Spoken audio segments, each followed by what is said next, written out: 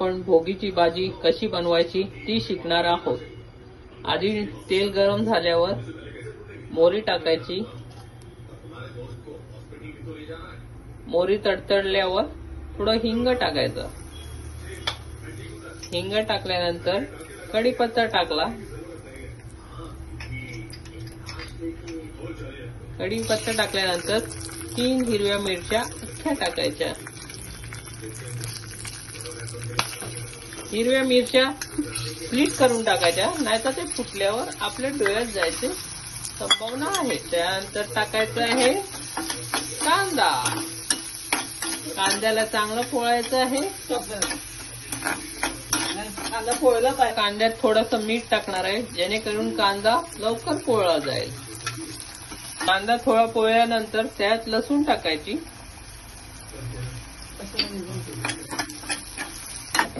लसूण टाकायची आणि चांगली भाजून घ्यायचं। कांदा आणि लसूण एकदम खरपूस रंग येईपर्यंत।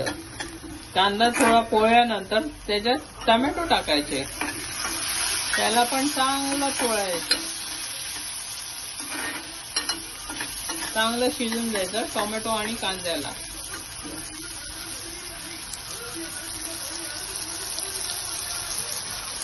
आता त्यात टाकणार आहेत मसाले।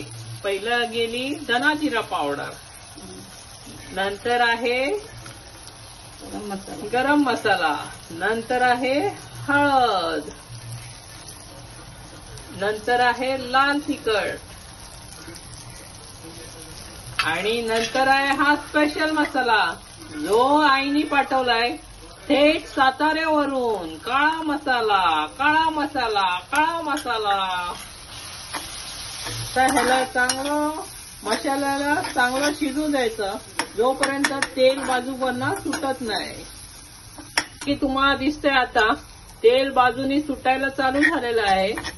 त्यानंतर ह्याच्यात भाज्या टाकायला घ्यायच्या। भाज्यांमध्ये आधी टाकायचे आहे वांगी। वांगी छोटी घ्यायची आणि छोटी कापून घ्यायची। त्यानंतर जात आहे त्याच्यात हिरवा वाटाणा, त्यानंतर जात आहे त्याच्यात घेवडा,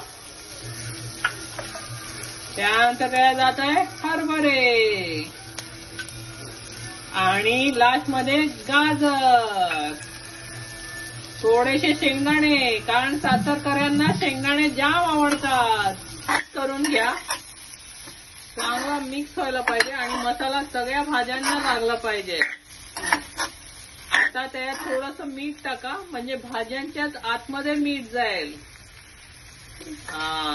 चवीपुरतं मीठ टाका, जास्त मीठ खाऊ नका, ब्लड प्रेशर वाढतो। आणि आता त्यात टाका थोडंसं गूळ आणि तीळ, म्हणजे तीळ आणि गूळ घ्या आणि गोड गोड बोला। आता थोडंसं चिरलेली कोथिंबीर, जेणेकरून चव एकदम मस्त लागेल। भाज्यांना नीट पळून घ्या, गूळ आणि तीळ चांगले शिजायला पाहिजे। मस्त रंग आलाय, सुंदर असा खमंग वास सुटलेला आहे।